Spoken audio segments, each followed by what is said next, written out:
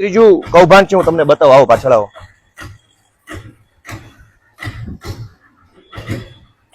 ભાઈ આવો જલ્દી આવો, આ ડાયરી રાખો તો રાખો.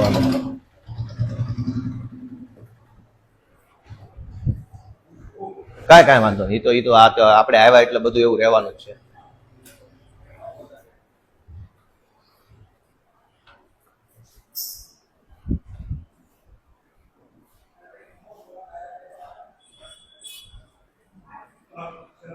આમાં નહીં, આમાં જ છે.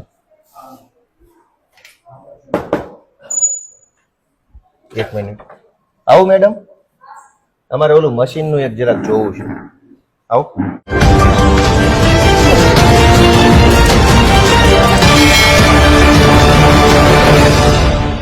આવો.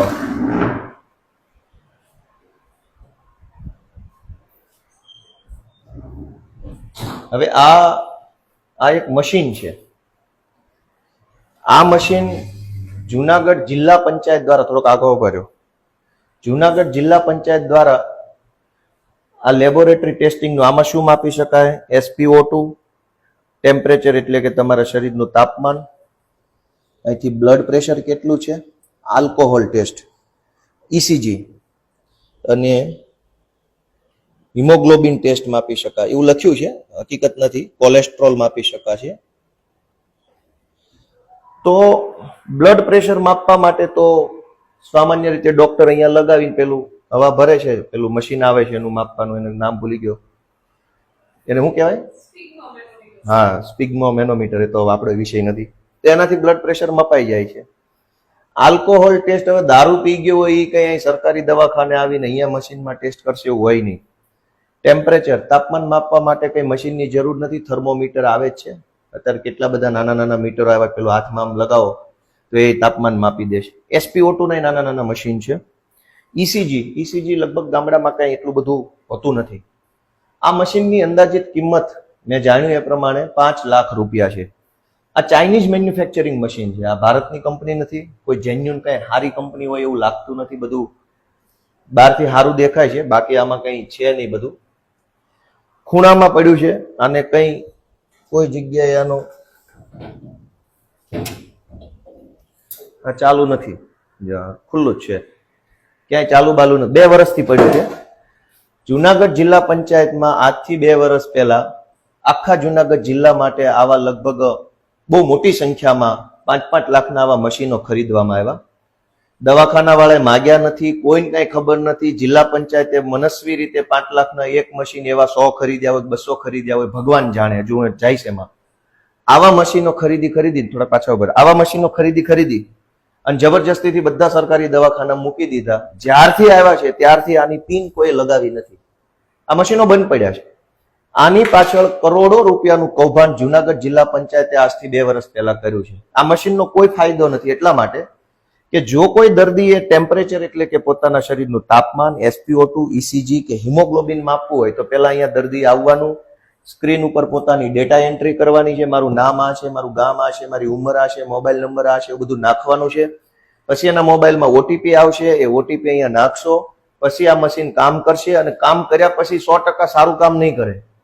હિમોગ્લોબિન આ મશીનમાં માપશો તો એની એક્યુરસી એટલે કે ગુજરાતીમાં ચોકસાઈ 50% ચોકસાઈ નથી, કેમ કે ચાઇનીઝ મશીન છે આ તો.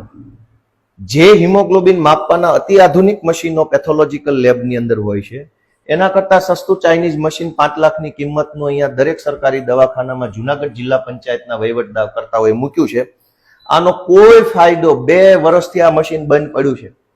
આ એક દવાખાનામાં નહીં, આખા જુનાગઢ જિલ્લાના CHC સેન્ટરો જે છે, કોમ્યુનિટી હેલ્થ સેન્ટર, એમાં તમામ જગ્યાએ આ મશીન ખૂણામાં પડ્યા છે. તો જુનાગઢ જિલ્લા પંચાયતના વહીવટકર્તાઓએ આજથી 2 વર્ષ પહેલા મશીન શું કામ ખરીદ્યા? 5-5 લાખનું એક મશીન કોના કહેવાથી ખરીદ્યું? કંપની પાસેથી કેટલું કમિશન ખાધું?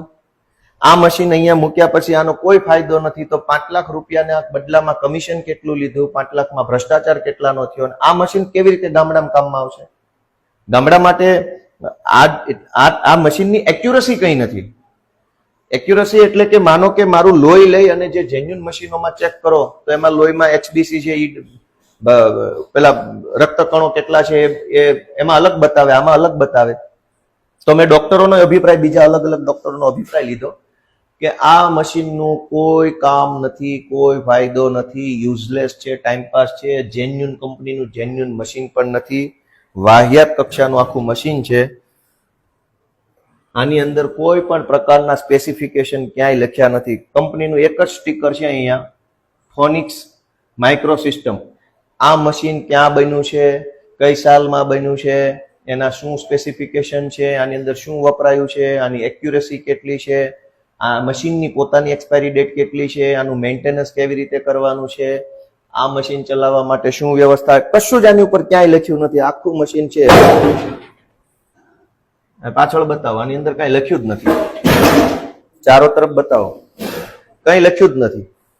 એનો અર્થ એવો છે જુનાગઢ જિલ્લા પંચાયત દ્વારા આ બાજુ કોઈ બાજુ કઈ લખાણ જ નથી આનું. એટલે ચાઇનીઝ મશીન 5 લાખ રૂપિયામાં સરકારી દવાખાના મૂકી 5 લાખનો ભ્રષ્ટાચાર જુનાગઢ જિલ્લા પંચાયત દ્વારા આજથી 2 વર્ષ પહેલા કરવામાં આવ્યો છે.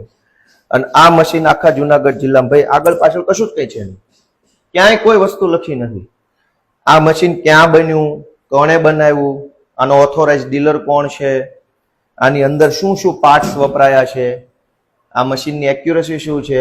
બીજું કે આ ડેડ સ્ટોક રજિસ્ટર ઉપર નથી. સરકારી મશીન છે તો સરકારી ડેડ સ્ટોકમાં બતાવેલું હોવું જોઈએ, એવું નથી. દોસ્તો એક બાજુ કશું જ આનું કઈ કામ નથી. આ ફાલતુ વાહિયાત મશીનો આવા ચાલુ રાખજો. મૂક્યા છે, તમે કોણ, રહેવા દો પછી કરો. તો આ મશીન જે મૂક્યા છે, એ મશીન 100% ભ્રષ્ટાચાર છે. 100%, 1%, 5%, 50% નહીં. આખા જુનાગઢ જિલ્લાના તમામ સરકારી દવાખાનામાં કારણ વગરના, જરૂર વગરના, સાવ ખોટી રીતે જબરજસ્તીથી મશીનો મૂકવામાં આવ્યા છે. આ મશીનનો 2 વર્ષથી કોઈ ફાયદો નથી થતો. આ બાજુ, અને આ મશીનો જે છે એ મશીન દ્વારા એક પણ દર્દીને એક પાવલીનું કઈ કામ નથી થયું. કેમ કે લોહીનો રિપોર્ટ કરાવવા માટે ખૂણામાં પડેલા મશીનનું શું કામ છે. એટલે આ વિસાવદરની ડિસ્ટ્રિક્ટ હોસ્પિટલમાં 3 કૌભાંડ જે છે આખા રાજ્યવ્યાપી. એક તો દવા ખરીદીનું કૌભાંડ જે આખા ગુજરાત રાજ્યમાં હાલે છે. બીજું કે ઝાડા, ઉલટી, તાવ એવા કેસમાં પણ PMJY માંથી પૈસા કાપવા માટે સરકાર પ્રેશર કરે છે ને આખા ગુજરાતના સરકારી દવાખાનામાં PMJY યોજનામાંથી જ હવે ઝાડા ઉલટીની સારવાર થશે. તો પછી આ સરકારી દવાખાનું જ નથી રહ્યું. ઝાડા ઉલટી માટે મારે કાર્ડમાંથી પૈસા કપાવવા પડે, અને ઈ રેટ કોણે નક્કી કર્યા હોય? સામાન્ય રીતે ઝાડા ઉલટીની સારવાર 200-300 માં થઈ જતી હોય. PMJY માંથી કપાવો તો 2000 રૂપિયા કપાશે અથવા 1800 કપાશે. કેમ કે ઈ રેટ તો સરકારે નક્કી કર્યા હોય કે ઝાડામાં આટલા કાપવા, ઉલટીમાં આટલા કાપવા, શ્વાસ ચડતો હોય આટલા કાપવા, આંગળીમાં ફ્રેક્ચર થયો હોય આટલા કાપવા, ટાંકા આવે તો આટલા કાપવા. એ તો હજારો રૂપિયા કાપી લેશે. અને એ રૂપિયા કોણ લઈ જશે? કેમ કે પાછું દવાખાનું તો સરકારી છે, ડોક્ટરનો પગાર સરકારી છે, મશીન સરકારી, પંખો સરકારી, લાઇટ બિલ સરકારી છે, દવાઈ સરકારી છે. તો એનો અર્થ એવો છે કે સરકારે ઓલરેડી પહેલેથી દવા માટે ખર્ચો કરી લીધો છે, પંખાનો ખર્ચો કરી લીધો છે, બધી જ વસ્તુનો ખર્ચો થઈ ગયો છે. તો પછી મારી સારવાર માટે બીજા 1800 છે ના કપાવાના? પ્રાઇવેટ દવાખાનામાં તો શું છે કે લાઇટ, પંખા, સ્ટાફ, દવા બધાનો ખર્ચો ચડતો હોય. મારી પાસેથી પ્રાઇવેટ ડોક્ટર જે ફી લેશે એમાંથી એનો ખર્ચો કાઢશે. આ દવાખાનામાં પહેલેથી ખર્ચો આવી ગયેલો છે, બધો જ ખર્ચો ડોક્ટરનો, પંખાનો, લાઇટનો. તો પછી હવે ઝાડા ઉલટીમાં હું જે 2000 રૂપિયા કાર્ડમાંથી કપાવીશ ઈ કોની પાસે જાય છે, ક્યાં જશે?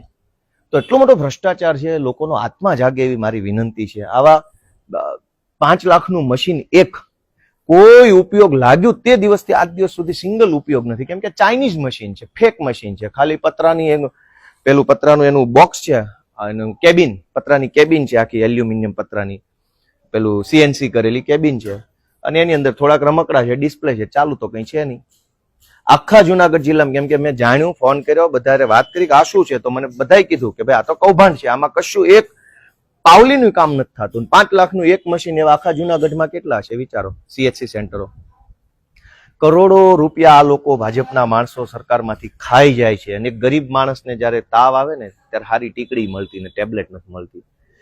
હું ધારાસભ્ય છું એ અલગ વાત છે, પણ એકલાથી શું થશે? લોકોનો આત્મા ક્યારે જાગશે? તમારો આત્મા નહીં જાગે ત્યાં સુધી આટલી હદે ભ્રષ્ટાચાર થાય છે. આજે મારો જન્મદિવસ છે, પણ હું જન્મદિવસ મનાવવાની મને કોઈ અંદરથી ખુશી નથી, કે અંદરથી મને આમ નથી ચલો આજે હું ખાલી આમ વાહ વાહ થઈ જાય એવા જ પ્રોગ્રામો કરું. આજે 21મી તારીખ જુલાઈ મારો જન્મદિવસ.